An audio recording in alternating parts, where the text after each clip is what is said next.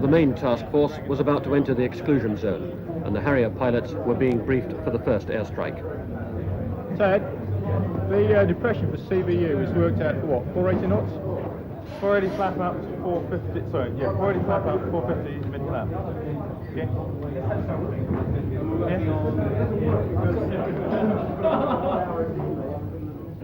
It was to be an attack coordinated with a Vulcan bomber flying 3,500 miles from Ascension Island. The Harriers would follow it in after daybreak, and with the defences alert, they were told that 3 of them could expect to be shot down.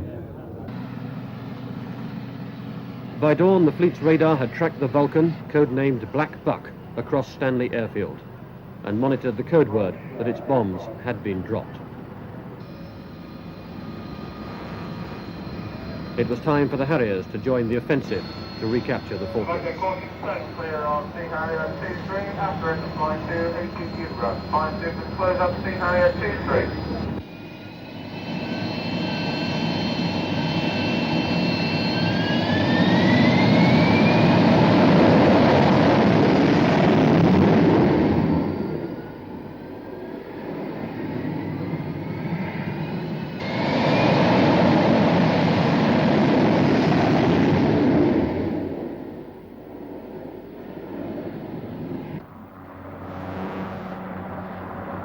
Every plane in the task force joined the raid, 12 from Hermes, 8 more from Invincible, 20 in all.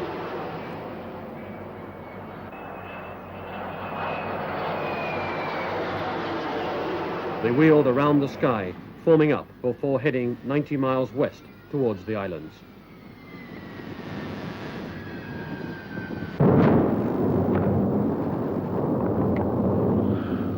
8:23 de la mañana se repite el ataque contra Puerto Argentino con mucha mayor intensidad.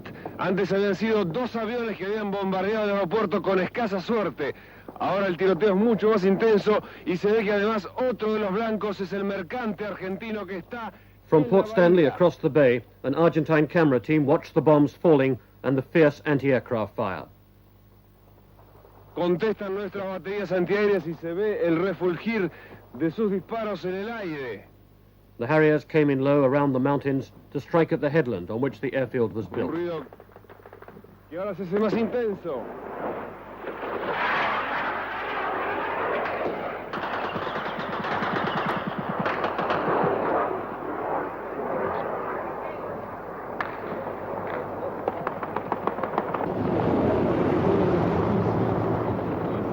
War hadn't been declared, but that made it no less real.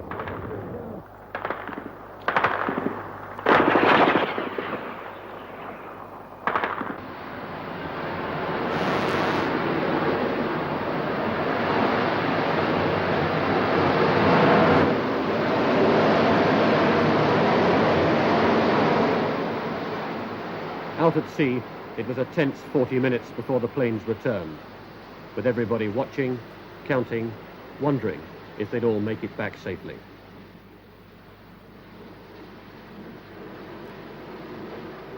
They did.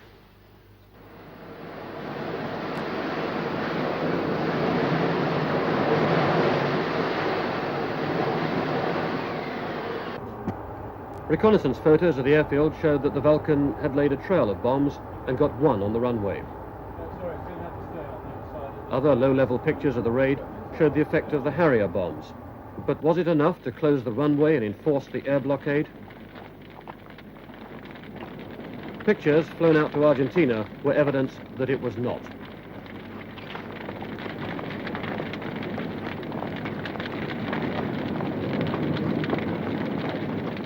The evidence, in fact, pointed quite the other way.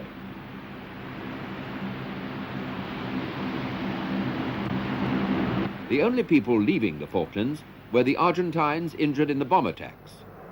More men and supplies were moving in and out of Port Stanley despite the runway bombing and the blockade.